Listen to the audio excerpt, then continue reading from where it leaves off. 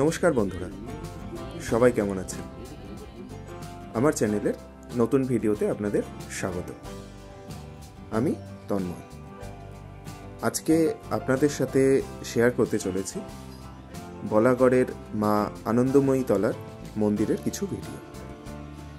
এখানে গত 28শে জানুয়ারি আমরা গিয়েছিলাম একটি পিকনিকের উদ্দেশ্যে।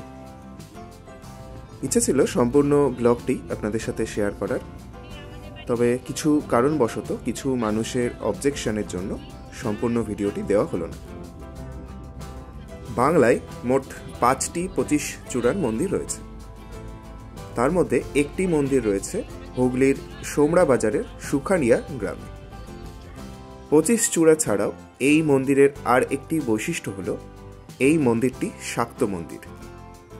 এই মন্দিরে পূজিত হন মা আনন্দময়ী বা মা আনন্দ ভৈরবী, মা কালীরই একটি রূপ।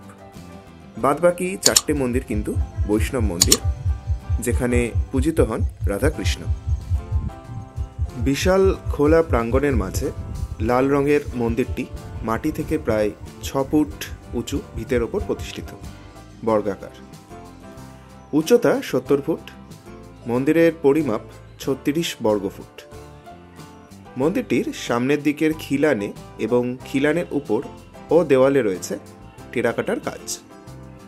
তবে খিলানের দিকে রয়েছে ফুল লতাপাতার নকশা, খিলানগুলি পল কাটা, আর দেওয়ালে রয়েছে বিভিন্ন মূর্তি।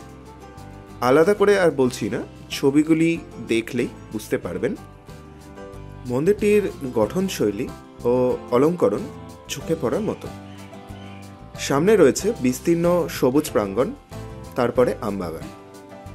আর এই সবুজ প্রান্তরে দুদিকে আলাদা আলাদা করে একটানা ভিতের উপর 6টি করে মোট 12টি শিব মন্দির। দুদিকের প্রথমটি পঞ্চচূড়া বিশিষ্ট, বাদবাকি 10টি 8 চালা রীতিতে তৈরি। পঞ্চচূড়া বাদিকে ডান দিকের মন্দিরে রয়েছে গণেশের বিগ্রহ, আর বাদবাকি মন্দিরগুলিতে রয়েছে শিবলিঙ্গ। মন্দিরটির স্থাপনাকাল সম্বন্ধে সঠিক কিছু জানা যায় না।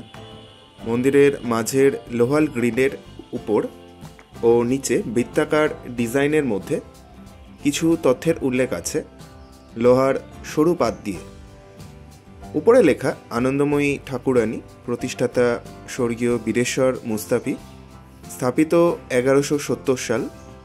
আর নিচে ওইভাবেই লেখা আনন্দময়ী সেবা কমিটি, সুকারিয়া, 1170 সাল।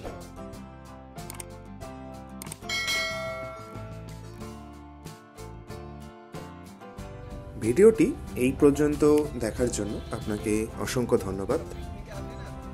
আশা করি ভিডিওটি আপনার ভালো লেগেছে এবং আগামী দিনেও এরকম কিছু ছোট ছোট ঘুরতে যাবার ভিডিও আমরা চ্যানেলে আপলোড করতে থাকব।